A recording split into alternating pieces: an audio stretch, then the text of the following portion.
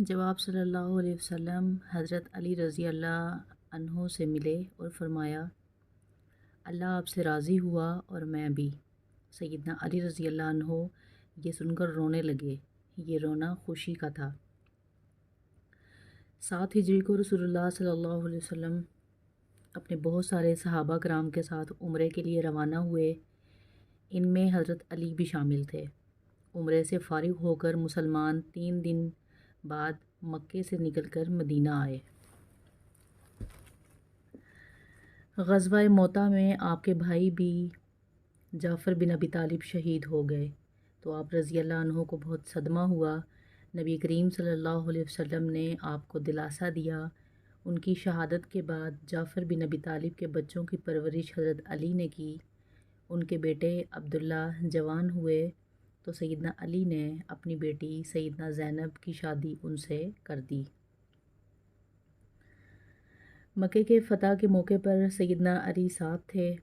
کعبے میں رکھے ہوئے بتوں کو تو آپ رضی اللہ عنہ نے توڑنا شروع کیا تو سیدنا علی نے اس کام میں آپ کا ہاتھ بٹایا۔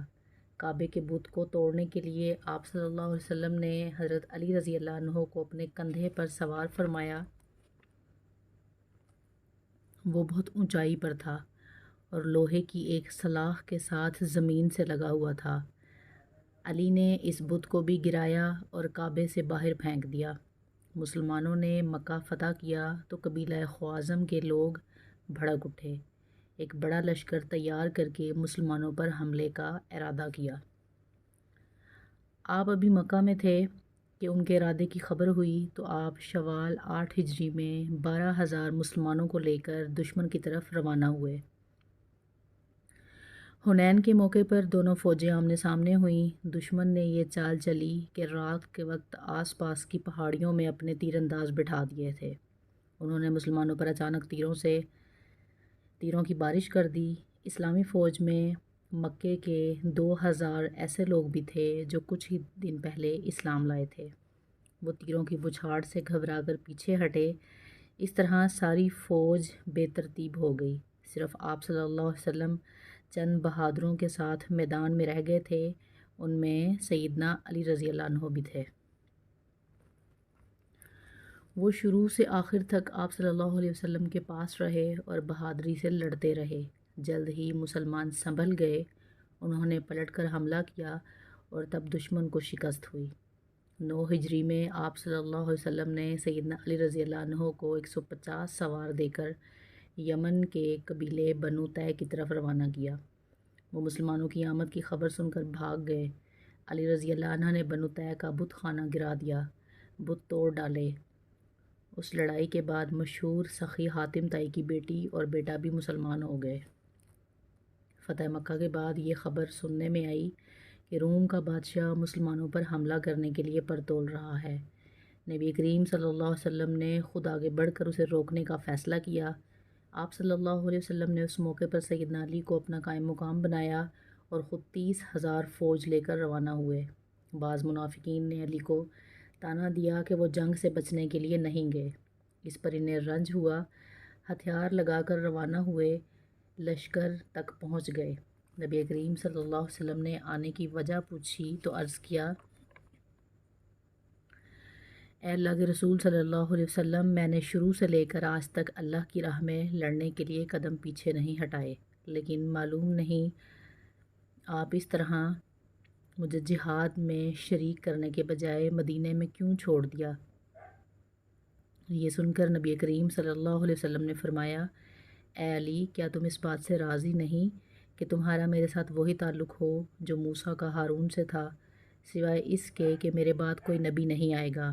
مطلب یہ تھا کہ جس طرح موسیٰ علیہ السلام کوہ طور پر جاتے وقت ہارون کو اپنا قائم مقام بنا کر گئے تھے، اسی طرح میں نے بھی تمہیں اپنا قائم مقام بنایا تھا، لیکن ہارون نبی بھی تھے جبکہ تم نبی نہیں ہو سکتے، اس لیے کہ میرے بعد کوئی نبی نہیں آئے گا۔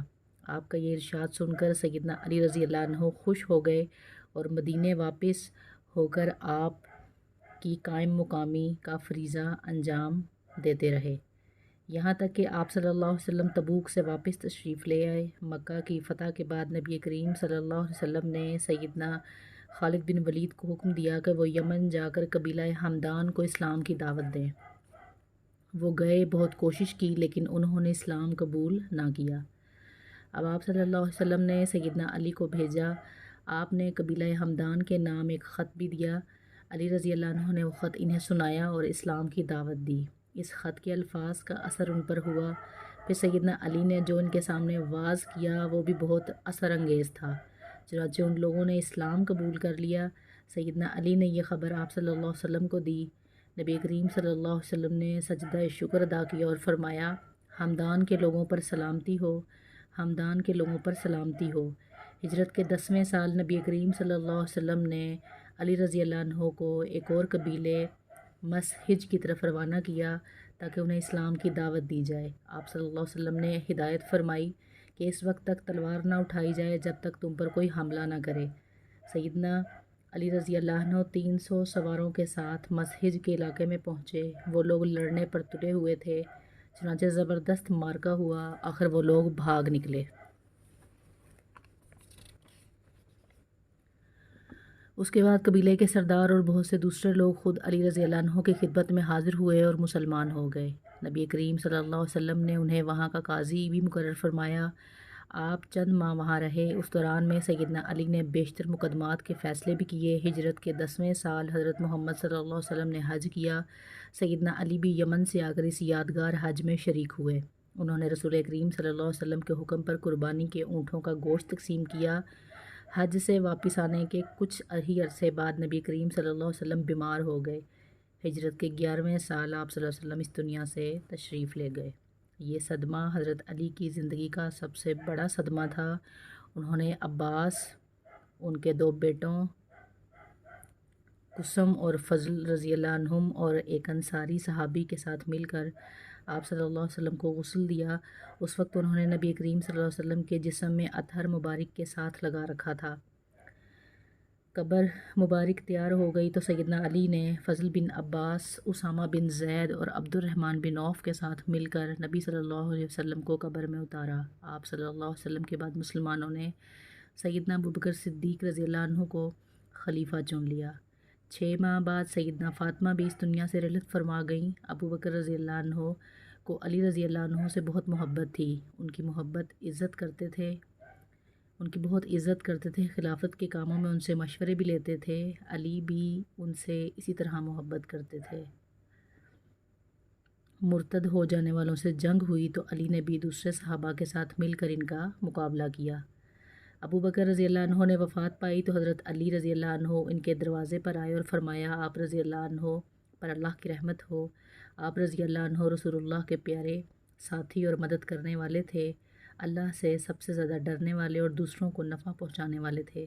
اس کے بعد دیر تک ان کی خوبیوں اور بھلائیوں کا ذکر کرتے رہے۔ پھر ابوبکر صدیق رضی اللہ عنہ کی وفات کے بعد عمر فاروق رضی اللہ عنہ خلیفہ بنے۔ انہوں نے مجلس شورا قائم کی تو اس میں حضرت علی کو شامل کیا۔ ان کی خلافت کا زمانہ 10.5 برس تک رہا۔ اس زمانے میں بھی آپ رضی اللہ عنہ سے باقاعدہ مشورے لیے جاتے تھے۔ عمر فاروق رضی اللہ عنہ بھی ان کے مشوروں کو بہت اہمیت دیتے تھے۔ جن جھگڑوں کا فیصلہ دوسرے صحابہ نہیں کر پاتے تھے وہ سیدنا علی رضی اللہ عنہ کے سامنے پیش کیے جاتے تھے۔